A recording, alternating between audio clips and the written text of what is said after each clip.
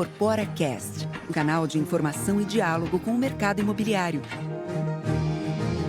Olá, sejam muito bem-vindos a mais um episódio do IncorporaCast, uma produção da Abra Inc., Associação Brasileira das Incorporadoras Imobiliárias. Eu sou Andréia Ramos Bueno e hoje vamos falar sobre a presença da Abra Inc. na COP30 e os avanços nos debates sobre descarbonização, desenvolvimento urbano e sustentável e o papel do Brasil na Agência Climática Global.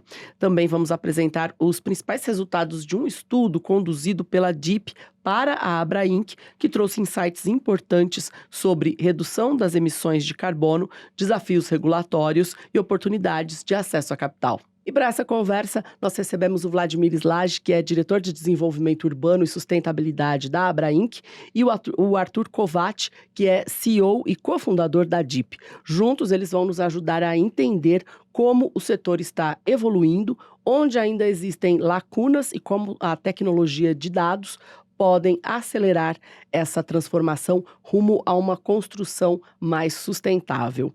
Vladimir e Arthur, obrigada por estarem aqui. E para iniciarmos essa conversa, gostaria que vocês se apresentassem, falassem das trajetórias, o início das trajetórias profissionais, formação de vocês. Quem começa? Por favor. Vamos lá, Arthur? Boa. Posso começar então? Bom, queria começar agradecendo a Andréia, a você, ao Vladimir também pelo convite de estar aqui no IncorporaCast. A gente tem muita admiração pelo trabalho que a Abra Inc. faz, é um trabalho de representação de mercado, mas é um trabalho muito técnico também, e acho que isso ressoa muito com o que a gente faz na DIP. Bom, meu nome é Arthur, eu sou engenheiro de formação, engenheiro aeronáutico, infelizmente não sou engenheiro civil, apesar, viu, Vladimir, que a minha matéria favorita era estruturas, não era aerodinâmica, não. Sou graduado no ITA. De lá, eu sempre tive interesse de empreender com temas técnicos e temas ligados a impactos. E há mais ou menos 6 anos conheci o Paulo, que é cofundador da DIP junto comigo. Paulo é uma pessoa 30 anos mais velha do que eu. Quem tá me vendo na imagem, né, tá vendo que eu sou novinho. Quem tá pelo Spotify não tem essa percepção. E o Paulo, ele trabalhou 30 anos no tema de impactos. Foi assessor do presidente Carter, trabalhou a IFC, os grandes fundos, né, de financiamento para essa temática. E eu, engenheiro, graduado pelo ITA, querendo fazer algo técnico, cheguei no Paulo e disse: Paulo, esse tema aí de impacto, cálculo de carbono e tal, por que em vez de fazer na planilha, no relatório e tal, a gente não coloca dentro de um software, não coloca bancos de dados e tal? E ele topou a proposta. Isso foi 6 anos atrás. Há 5 a gente começou a DIP. E hoje a DIP, Andréia, atende cerca de 400 clientes no Brasil, dos mais diversos setores. Então, a gente tem muitos clientes no setor financeiro, por exemplo, Bradesco, BTG, fundos de private equity, bancos, entre outros. Seguradoras também são nossos clientes. E temos uma quantidade grande também de clientes no setor da construção civil e das suas cadeias também. Então, esse é um setor que a gente atua. E o que a gente faz, né? A gente cria a ferramenta, software e bases de dados para o cálculo de inventário de carbono. Além de trabalhar com muitas empresas, trabalhamos também com várias associações de classe. A Abra Inc. é uma delas, uma parceirona. A gente trabalha também com a FEBRABAN, que é a Federação Brasileira dos Bancos. Trabalhamos com a Biquim, que é dos químicos. A Abralatas, que é de alumínio. Entre outras, sempre no trabalho de entender as emissões setoriais, caminhos de descarbonização e tal. O debate aqui no Brasil, a gente vai falar isso um pouco mais à frente, ele acaba sendo muito influenciado pelo que acontece lá fora, né, e pelos modelos que vêm prontos sobre emissão lá de fora, só que a economia brasileira e a emissão brasileira, ela é muito sui generis. E daí acho que a gente, junto com as associações, acaba cobrindo um pouco dessa lacuna de criar estudos, né, nacionais, proprietários sobre as nossas emissões feitas por pessoas independentes. A DIP tem cerca de 100 pessoas no time, 50 tem viés técnico, 14 são PhDs. Então, um time bem técnico que traz essa robustez, né, desses estudos e análises. Legal, Arthur. Acho que a gente vai poder falar bastante sobre Boa. a temperatura desses temas com vocês. Vladimir, se apresenta pra gente, por favor. Claro, então, sou Vladimir Slage, eu sou arquiteto urbanista de formação, e tenho um MBA em ESG pelo IBMEC, formado pela USP e o MBA pelo IBMEC. Acho que eu entrei na Abrainc faz pouco mais de 10 anos, 2015, e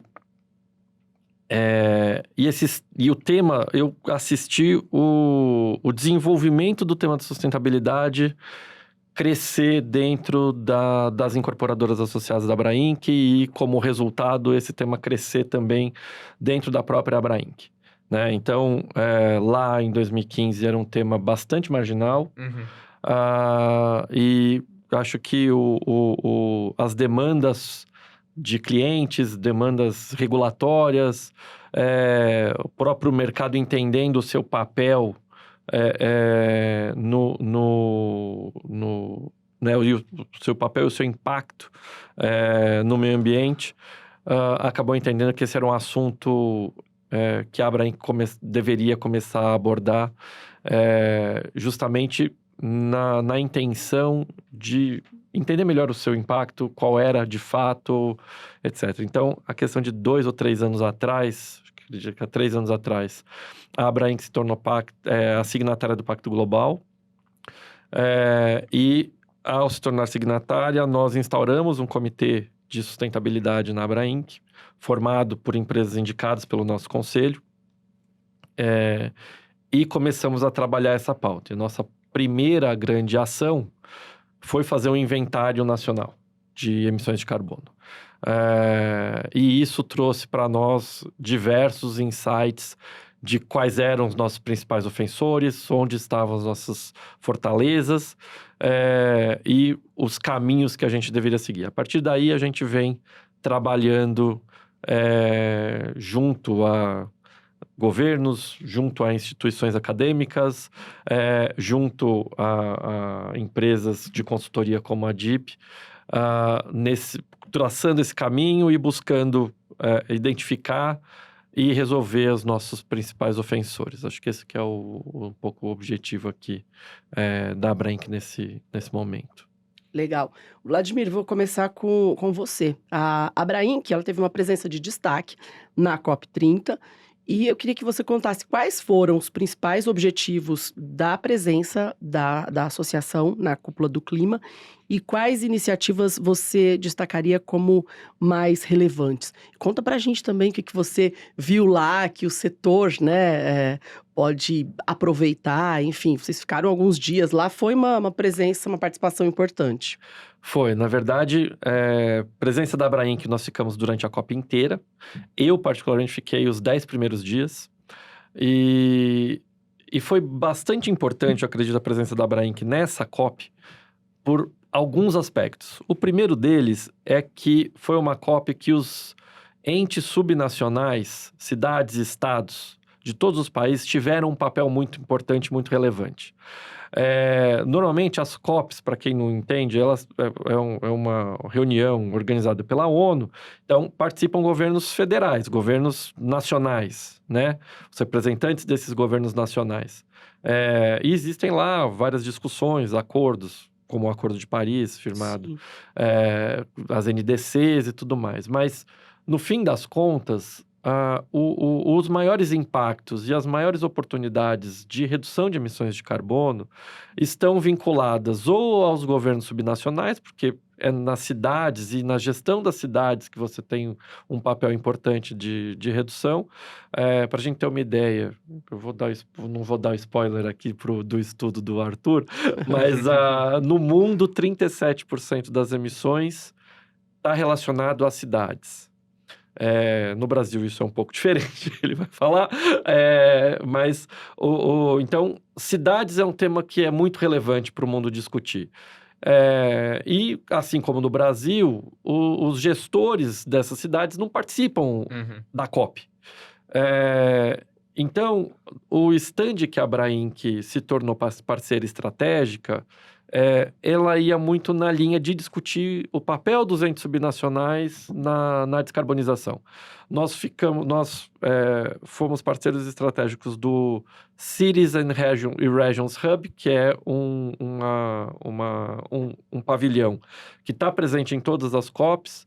ele é coordenado pela ONU Habitat e pelo ICLEI, e em cada COP, um ente governamental assume um papel de parceiro, fora os parceiros privados, né? Uhum. Aqui, no caso da COP30, o Ministério das Cidades foi o parceiro principal, o ente governamental parceiro desse pavilhão, e a Abrainc entrou como parceira estratégica do pavilhão. Então, nós tivemos lá 4 palestras que foram coordenadas pela Abrainc, montadas pela Abrainc em parceria com o Ministério das Cidades, e fomos falar dos temas que são mais impactantes mesmo, então, para o setor e para as cidades.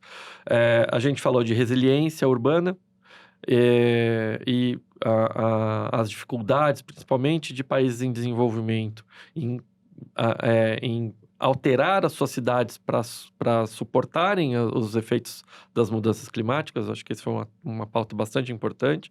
Tivemos uma segunda palestra que a gente abordou financiamento para resiliência climática, inclusive tratando do tema de seguros, seguros para cidades,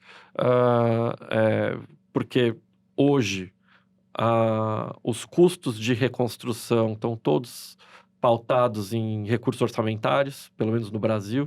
Esse mercado, mais do que nunca, vai ter que lidar com o imprevisível, né? Exatamente. E a gente tratou de 2 temas aí muito relacionados diretamente ao setor. Um deles, industrialização da construção civil, uma pauta importantíssima para o setor melhorar ainda mais as suas emissões. E um segundo que aí sim, descarbonização da construção civil mais pragmaticamente. Então, foram 4 palestras bastante importantes, e eu ainda fui convidado a participar de uma palestra da UN Habitat sobre descarbonização relacionada à energia nas cidades.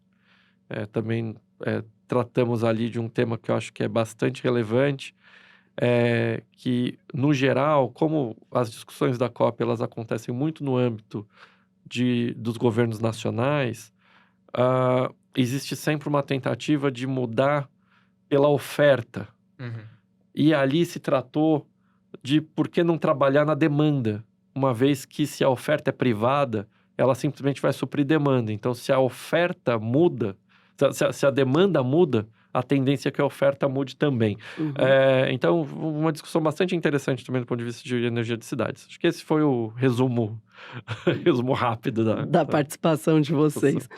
Vladimir, ainda com você, Arthur, daqui a pouco a gente fala, e você vai falar bastante aqui pra gente. Tô ansioso para falar do estudo, viu, É isso, Andréia? Na sequência a gente vai falar do estudo. Ô, Vladimir, eu queria que você falasse quais os principais potenciais do Brasil e do setor da construção na Agência Climática Global. O Brasil tem uma construção também muito particular ainda, e também o fato de nosso país ser um país de tamanho, de porte continental, e também que diferenciais estruturais da construção brasileira mais chamam a atenção quando comparamos com mercados internacionais. Tá, eu vou tentar abordar da seguinte maneira a sua pergunta. Acho que o Brasil ele tem uma condição que, na verdade, afeta não só o setor da construção civil, mas vários dos setores, que é a nossa matriz energética majoritariamente renovável.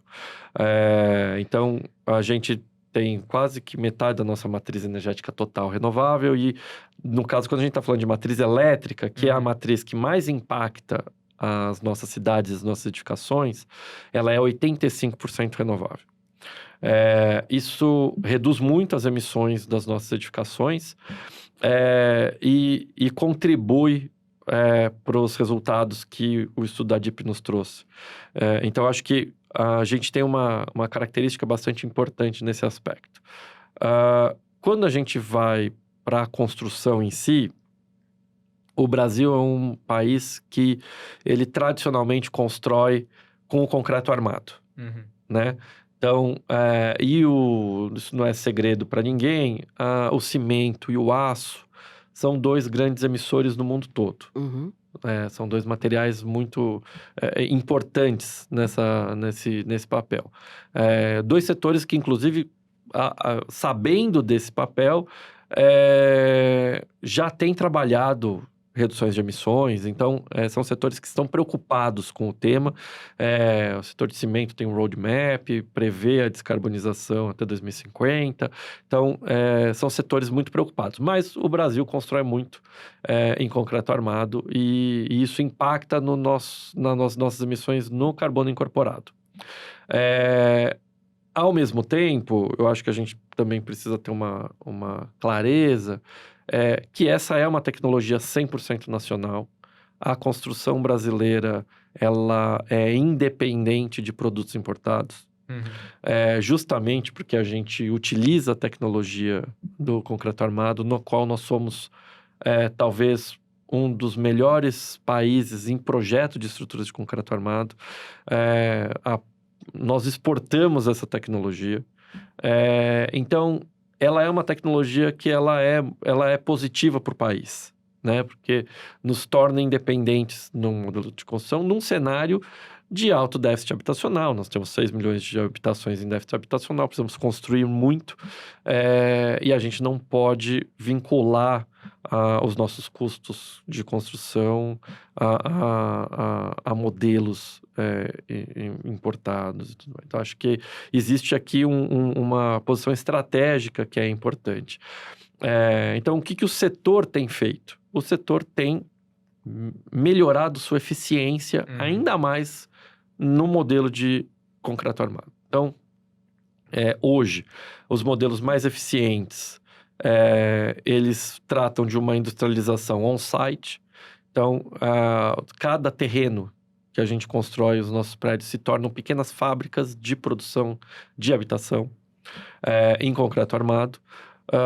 O sistema que a gente usa o mais utilizado hoje nessas pequenas fábricas é o sistema de parede de concreto com formas metálicas. E isso nos trouxe uma eficiência muito grande na produção. Redução de desperdício, redução de resíduos, foi extremamente importante numa mudança de modelo construtivo e de ganho de eficiência e de aspectos de sustentabilidade. O que falta para ele voar? Né? Falta a gente padronizar ainda mais o nosso país. O Brasil é um país que, se não me engano, tem 6 ou 7 zonas bioclimáticas. Então, a gente poderia estar com 6 ou 7 modelos construtivos aplicados no país. Só que a gente tem 5.500 municípios, que por prerrogativa, cada município pode criar sua própria legislação edilícia. E isso é um desafio grande, porque a gente começa a ter uma variabilidade de modelos de construção que dificultam padronização e industrialização. Esse, inclusive, foi um dos temas abordados na nossa participação da COP, porque, diferente de muitos países, uma conversa que nós tivemos com o ICLEI, o diretor-geral, se não me engano, que é de fora do Brasil, ele se surpreendeu, ele nos perguntou, eu estava explicando o nosso problema, ele nos perguntou, mas espera um pouquinho para eu entender. O Brasil não tem um código nacional de edificações? E eu falei, não, nós temos 5.500. Então, que é diferente de vários países do mundo. Então, acho que esse é um aspecto importante. Uma particularidade bastante importante, né? Arthur, entrando agora no estudo feito pela DIP, o que exatamente foi esse diagnóstico? Em linhas gerais, o que vocês puderam constatar? E qual foi o objetivo central da pesquisa para o setor construção civil, mercado imobiliário? Boa.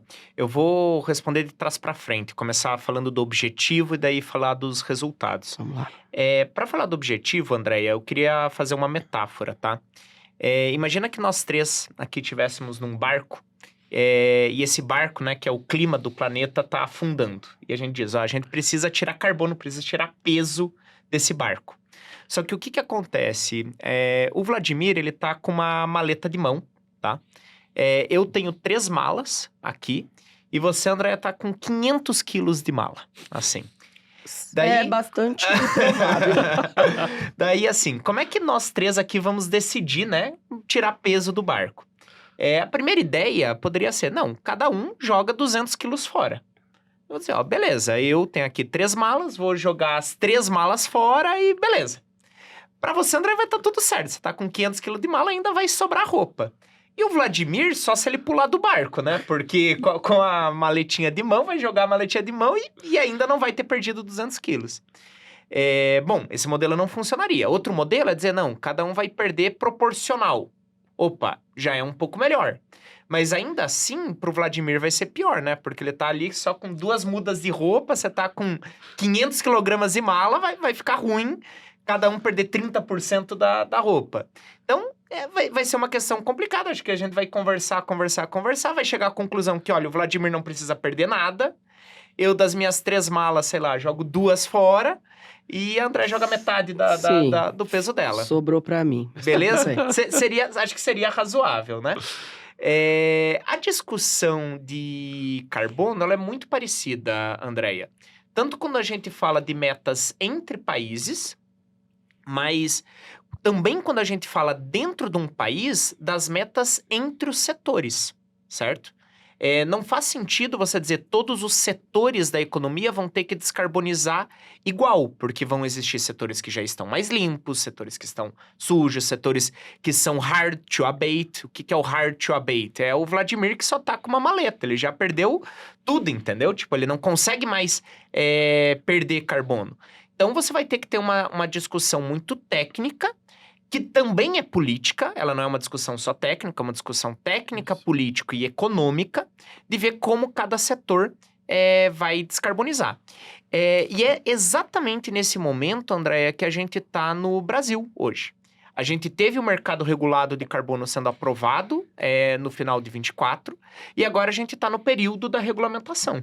E uma das partes fundamentais do período de regulamentação é você entender quais setores vão ter que descarbonizar, como eles vão ter que descarbonizar, como é que vão ser essas metas, tal, tudo mais. É justamente nesse período que a gente está discutindo agora. E bem, o que acontece? Eu até comentei um pouquinho no começo lá da minha fala.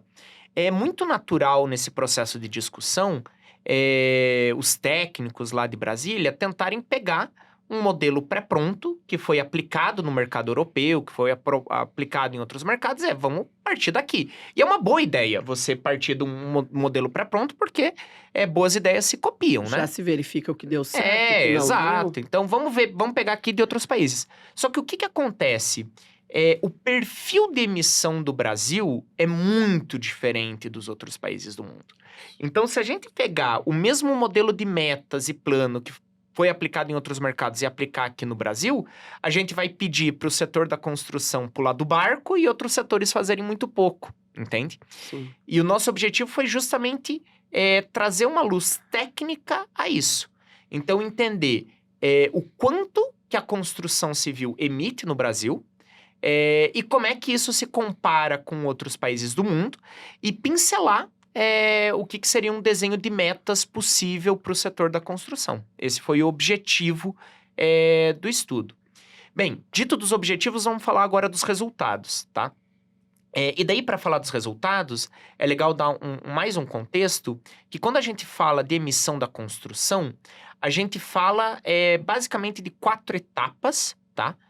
Onde 2 são as que realmente importam, significam aí mais de 90% das emissões, que é a construção, a incorporação, a emissão incorporada, e a emissão do uso desse imóvel. Então, imagina, você vai construir uma casa, um prédio, vai ter a emissão de você construir isso, incluindo as matérias-primas, incluindo a mineração que veio lá atrás, o cimento, o transporte para essa matéria-prima chegar, a construção em si. Então, essa é uma perna. E a outra perna é o uso desse imóvel ao longo de 30, 40, 50 anos. A eletricidade que vai lá, o gás que vai lá, o aquecimento que vai lá. Tudo isso é essa segunda perna.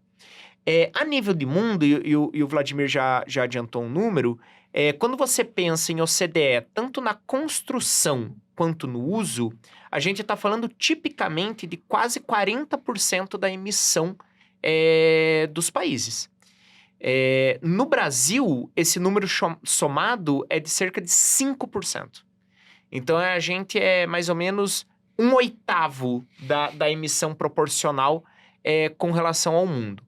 E por quê, tá? Vamos começar falando do uso, tá?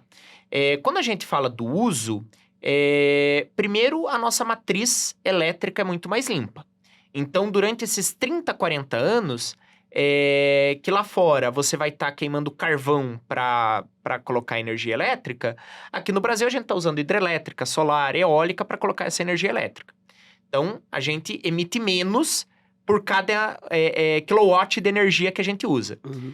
Além disso, a gente usa menos energia. Tanto porque no Brasil a gente ainda é um país em desenvolvimento, mas também pelo fato que no Brasil a gente já há muitos anos tem programas de eficiência energética. Eu sou novinho, eu me lembro disso, quando começaram a chegar a iluminação mais eficiente e tal, e tinha que trocar a lâmpada incandescente e tal.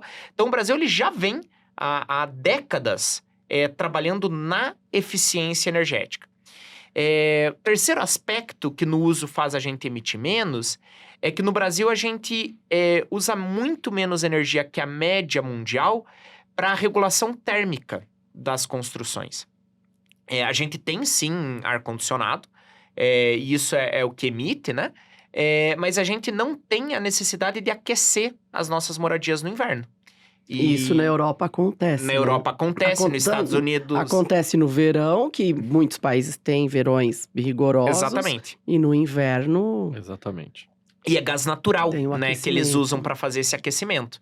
Então, a gente tem a emissão do aquecimento, que lá é super representativa, e aqui no Brasil simplesmente não existe. Então, assim, no uso, você tem esses vários fatores, de modo que um brasileiro típico, ele emite, no uso da sua moradia ao longo de um ano, cerca de 0,2 toneladas. Sendo que 70% da população emite 0,1 ou menos, e os outros 30% emitem mais ou menos 0,4, 0,5. Quando a gente fala dos países da OCDE, isso facilmente é 2, 3, 4 toneladas. Então, mesmo o brasileiro de alta renda emite, ao longo do ano de uso, menos que um cidadão médio de um país rico, por esses vários aspectos que eu acabei de mencionar. A gente usa menos energia, a energia que a gente usa é mais limpa, a gente não precisa aquecer, etc, etc. Quando a gente tá falando lá fora, dos 40%, tá? O uso é mais ou menos 25%, tá? Bem alto número, bem alto nível esses números, tá? E a construção, toda a incorporação, extração de matéria-prima é 15%. Aqui no Brasil, dos 5%, mais ou menos 2,4%, 2,3% é do uso. Então, o uso é até um pouco menos, 2,6%. É a construção contra 15% lá fora. Uhum. E por que a nossa construção emite menos? A nossa construção emite menos porque a gente constrói menos. Então, o Brasil é um país que constrói pouco.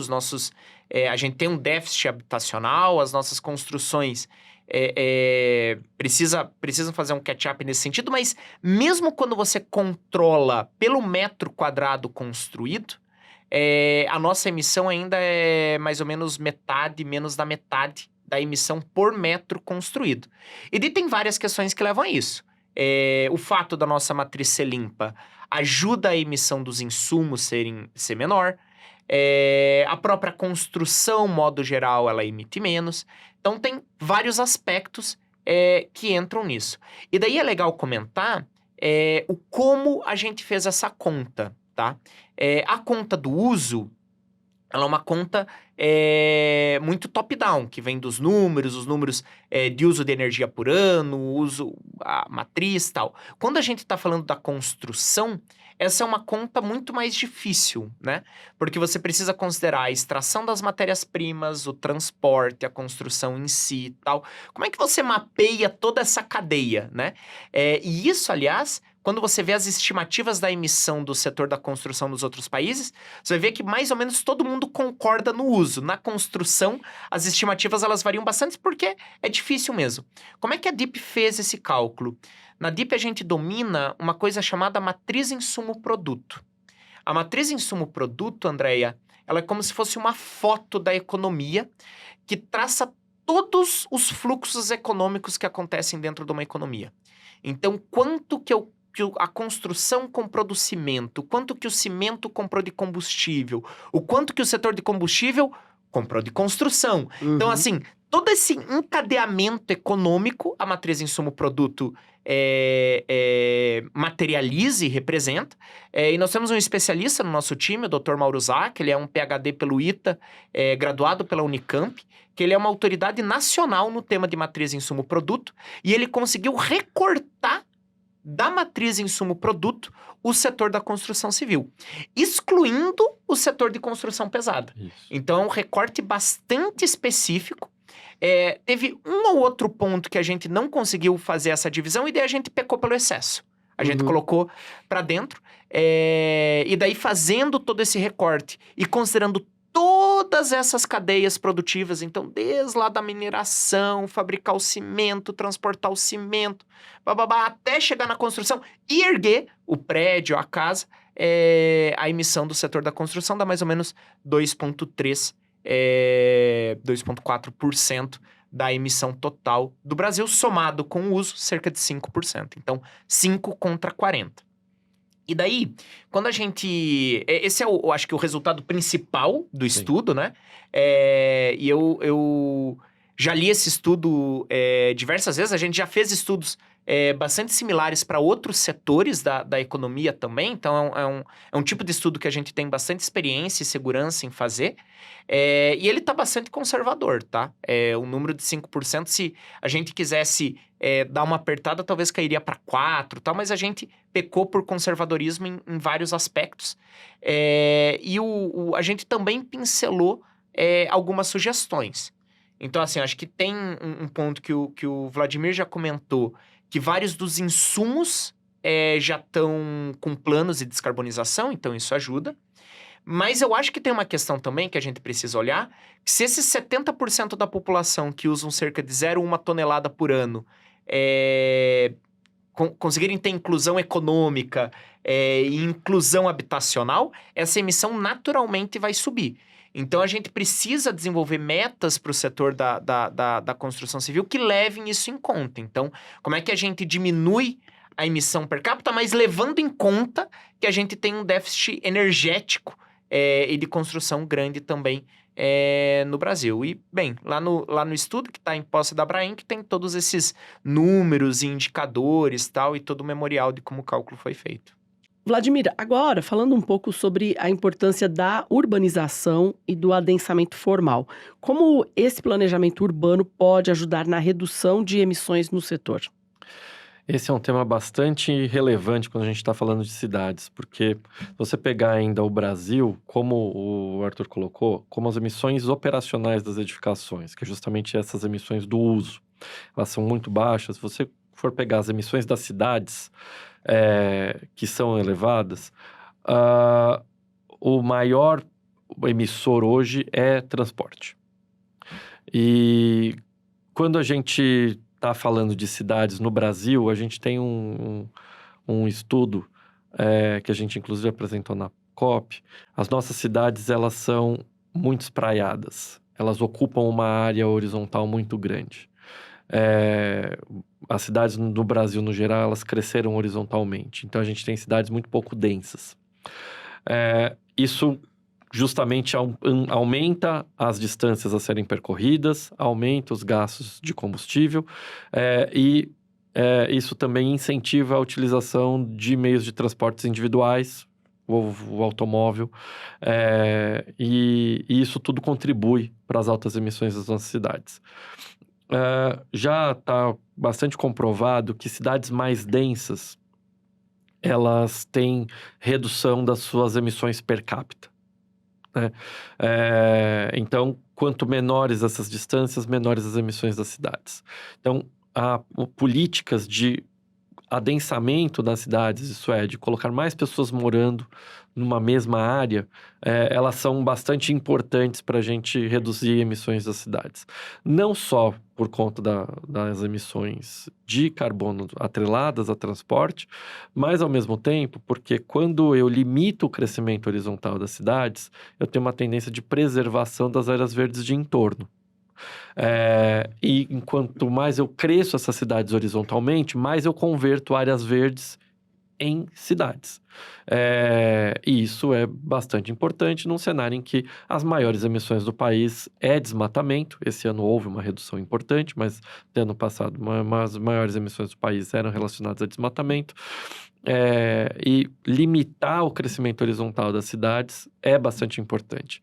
Se a gente for comparar Brasil e mundo, a ONU estipula que até 2050 a gente vai ter quase 80% da população mundial morando em cidades, né?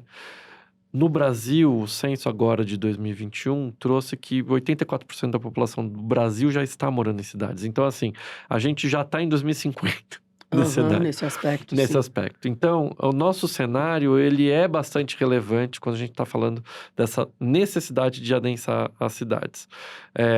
E aí, a gente precisa ter um olhar para as políticas urbanas, para as leis de zoneamento, para os planos diretores, focado nesse aspecto. Senão, a gente vai continuar produzindo cidades horizontais e cidades que, apesar das edificações não emitirem muito, as cidades em si vão continuar emitindo muito. São muitas questões a serem consideradas, né? Essa questão do adensamento é interessante. Ô Vladimir, mas para o setor da construção, né? Para o setor imobiliário, a gente poderia dizer que para minorar essas questões provocadas pelo adensamento, pelo baixo adensamento, a solução seria a verticalização, mais pessoas morando em prédios? Verticalização é uma saída. É claro que a gente tem portes diferentes de cidades no país. A gente tem cidades grandes, cidades bem pequenas. Então, pensar modelos de adensar cidades, claro, individualizando as características de cada uma dessas cidades, os aspectos locais, é importante. Mas verticalização é uma das formas de você adensar, principalmente cidades muito grandes. Se eu pegar São Paulo, em 2014, instaurou uma política de adensamento de regiões com muita infraestrutura que não eram adensadas, certo? Uhum. A gente tem conseguido aumentar bastante o número de imóveis sendo produzidos nessas regiões de alta densidade. Praticamente São Paulo não cresce mais horizontalmente, pelo menos não formalmente, né? O plano, inclusive, recriou algo que São Paulo tinha perdido, que era uma zona rural de entorno da cidade. São Paulo, até 2000, São Paulo teve isso no passado, acho que em algum dos planos, acho que de 79, ele perdeu, e isso em 2014 retorna. Então, uma tentativa de limitar o crescimento horizontal, manter principalmente as nossas nascentes, essas regiões de nascente das cidades preservadas, e uma política de adensar regiões que já tinham sido antigas zonas industriais, já tinham sido urbanizadas, e pelas questões econômicas e de desenvolvimento das próprias cidades, tinham sido deixadas de lado pelas indústrias do passado e tudo mais. Então, veio essa política, fora a política de adensamento nos próprios eixos de transporte. Então, acho que, claro, São Paulo é uma cidade de 12 milhões de habitantes, tem um déficit habitacional de 500 mil unidades. A gente tem uma estimativa que São Paulo precisa produzir 100 mil unidades por ano, pelos próximos 10 anos, para conseguir suprir déficit mais demanda. Então, é uma cidade com uma demanda muito grande por novas habitações. Cada cidade vai ter a sua peculiaridade. Mas o importante é realmente olhar para essa cidade, olhar para a zona já urbanizada dela e entender políticas de construção para dentro e não para fora. Legal. Se eu puder fazer um complemento, Pois não, Arthur. Vladimir. Tem uma questão também que é uma emissão relevante das cidades, que é o saneamento básico e o lixo, né? Sim. A gente tem feito na DIP, André, inventários de cidades também. Falei de empresas, falei de associações, setores, a gente também faz inventário de cidade. E quando a gente fala de uma cidade média, uma cidade aí de 200, 300, até 600, 700 mil habitantes, tipicamente entre 10% e 20% da emissão da cidade está ligado a saneamento e lixo. E o que acontece? E assim, cada setor tem o seu desafio, né? O setor da construção tem essa questão da gente já ser muito limpo.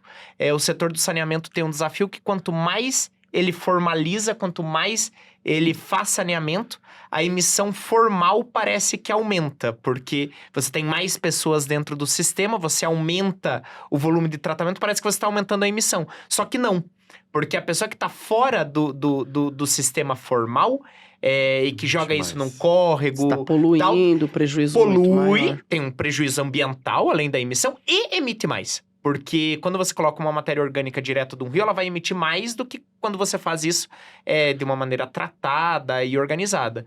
E uma questão que sinergiza muito com essa questão da construção, falando do saneamento, é que se você adensa mais e se você coloca construções em locais onde você vai ter uma infraestrutura, tanto de saneamento como de coleta de resíduo, melhor estruturada, mais formalizada, isso também é um elemento que reduz a emissão global, porque você vai estar evitando que essa pessoa que esteja ali numa área de baixa formalidade, de baixo adensamento e tal, esteja às vezes com uma fossa, esteja jogando tal, que é um problema ambiental, naturalmente, mas também é um problema de emissão.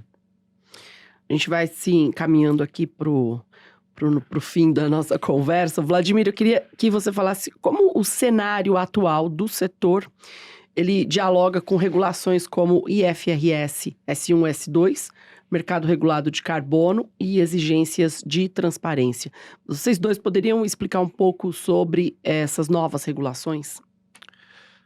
Vamos ver, eu acho que essa é uma pergunta que o Arthur é melhor que eu nisso, mas eu vou tratar aqui principalmente do que a gente tem debatido dentro da Abrainc e do impacto disso no setor.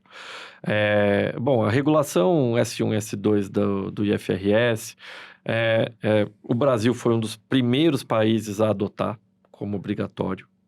Todos os países signatários do IFRS, que é um padrão de divulgação de informações de empresas, né, de capital aberto principalmente, vão adotar isso, mas o Brasil foi um dos primeiros países a adotar. E basicamente, são regulações que te obrigam a informar as suas informações relacionadas à sustentabilidade junto com as suas informações de demonstrações financeiras, por exemplo. Tá? Uhum. Ela cria um padrão, não tão padrão assim, mas um padrão, e ela exige essa divulgação. E acho que o principal impacto nessas divulgações é que passa a ficar explícito para o investidor, tá certo? Se uma empresa considera ou não riscos climáticos e as questões de sustentabilidade na sua gestão e nas suas decisões de operacionais e de investimento. Porque você vai ter que expor isso junto com a publicação dos balanços. E isso é algo que é novo e que, na verdade, apesar de muitas empresas, inclusive, já considerarem muitas das questões mais impactantes de riscos climáticos, muitas das empresas já consideram em compra de terreno, etc. Mas isso vai ser exposto de alguma forma a partir de 2027, né? Então, existe toda uma preparação, como são dados que vão ser publicados, eles são auditados, então existe toda uma preparação que as empresas precisam fazer para que isso esteja pronto para esse momento, né? A gente está falando de 27, a gente já está falando frente a 26, então a partir do ano que vem, tudo isso precisa ser medido já, né? Para eu publicar em 2027, eu preciso medir em 26. Ou seja, tá aí. Isso, exatamente. Então, esse é um impacto importante dessa regulação, mas que eu acho que vai na linha de maior transparência, mas que eu acho que é relevante para o mercado. E ajuda. O IFRS, ele serve para isso, né? Ele cria um padrão. Se o investidor ele quiser investir numa empresa de supermercados ou numa empresa de construção civil, as demonstrações financeiras estão no mesmo padrão. Então, ele consegue, de certo modo, comparar o investimento e decidir para onde ele vai colocar o recurso dele. O objetivo do IFRS é esse, e acho que isso vem numa linha bastante importante. E vai servir como um impulsionador, eu acho, dessa pauta. Sobre o mercado regulado de carbono, eu acho que como a gente tem um cenário na construção civil de muitas empresas, e no geral são empresas médias e pequenas, as incorporadoras elas ficam fora da régua do mercado de carbono, do mercado regulado de carbono. No entanto, elas são impactadas por empresas que vão ser reguladas. Então, olhar para isso é uma coisa importante e a gente tem apoiado iniciativas e tentado trabalhar internamente também, mas vou dar um exemplo de uma iniciativa que o setor apoiou desde o início. A Caixa Econômica, inclusive, lançou uma semana, acho que 1 ou 2 semanas antes da COP, uma ferramenta de medição de carbono do projeto das estruturas de concreto armado. Qual é a vantagem dessa ferramenta? A vantagem dessa ferramenta é que eu, ainda numa fase de projeto, consigo entender a eficiência de carbono da minha estrutura de concreto armado. Isso o sistema vai me dizer, para o padrão de estrutura que você está fazendo, olhando para o nosso banco de dados, você está mais ou menos eficiente do que a média das estruturas do banco de dados. E isso vai me permitir melhorar a eficiência da minha estrutura de concreto armado do ponto de vista de emissões. Então, melhorar a eficiência dessa estrutura é melhorar as emissões e, ao mesmo tempo, dar uma resposta à questão do mercado de carbono, que mais dia menos dia vai começar a impactar em custo. Isso é inexorável. E eu acho que todas essas ferramentas que estão sendo criadas, elas serão importantes para isso. Boa. Arthur, você? Acho que só fazendo 2 comentários rápidos, acho que o panorama geral, o Vladimir super pontuou. Do IFRS, Andréia, eu acho que é legal comentar que o IFRS, como o Vladimir comentou, é um padrão global de contabilidade. Ele é o padrão de contabilidade que o Brasil adota. Então, a CVM, né, como o Vladimir comentou, foi uma das primeiras agências reguladoras de mercado que adotou para o seu mercado de capitais, mas a tendência é que o IFRS ele seja adotado, o S1 e o S2, no geral, para as empresas brasileiras. Então, toda vez que o IFRS ele solta uma norma de contabilidade, em alguns anos, às vezes algumas décadas, ele é adotado pelas normas brasileiras de contabilidade. O que a gente deveria ver acontecendo também com S1 e S2, que são as normas de divulgação de sustentabilidade, é que elas mais dia, menos dia, talvez mais anos, menos anos, sejam adotadas de modo geral pelas normas brasileiras de contabilidade. E eu sei de uma discussão que já está acontecendo, Andréia, é mais uma fofoca de mercado do que um conhecimento firme, que estaria em discussão você adotar o IFRS S1 e S2 para todas as SAs acima de uma determinada faixa de faturamento, ali em torno de 70, 90 milhões de reais ano. O que teria, para o setor da construção, uma aplicabilidade bem ampla. E é legal falar que essa norma, ela foi muito pensada no investidor. O investidor, ele pode ser um investidor da Bolsa, mas ele pode também ser um investidor bancário, ele pode ser um investidor do crédito. Então, imagine você, construtor e incorporador, que vai querer pegar capital para uma obra que você está construindo e incorporando. E na medida que você tenha o S1 e o S2 em vigência, o banco vai avaliar. Não, essa construtora aqui, essa incorporadora, levou esses aspectos em consideração, essa obra não está numa baixada, ela não tem o risco de imundar, ela tá fora de qualquer risco ou não. Essa construtora aqui não levou isso em consideração e ela está divulgando aqui que a obra tem uma possibilidade de imundar no meio.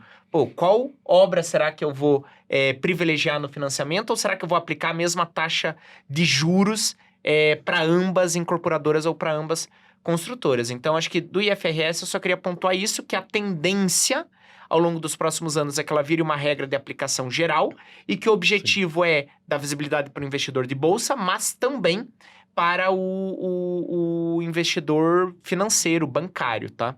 E sobre o mercado regulado, acho que o Vladimir comentou um pouco, mas eu queria reforçar que, assim, por desenho, um mercado regulado ele não pode inviabilizar um setor.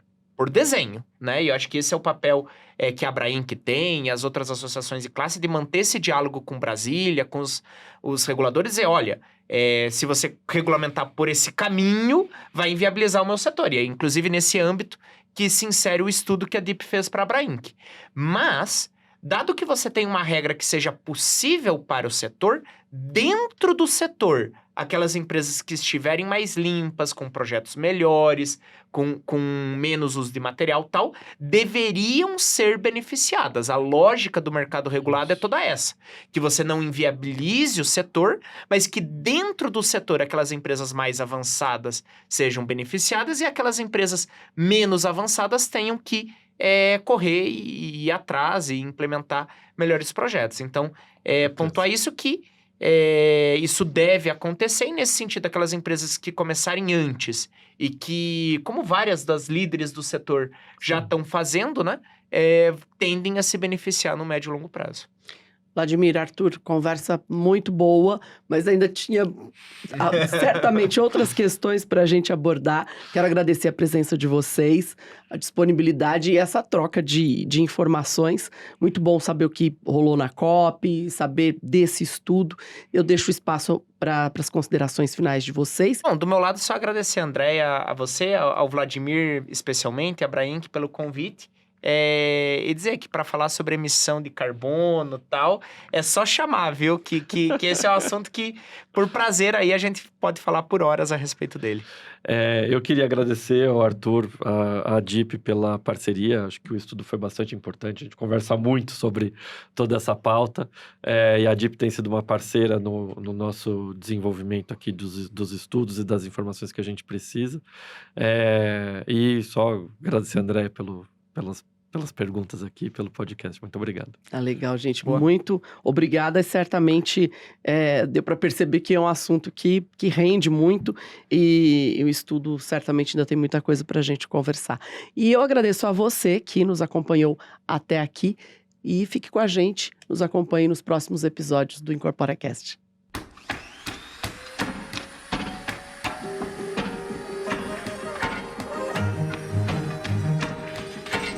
IncorporaCast, um canal de informação e diálogo com o mercado imobiliário.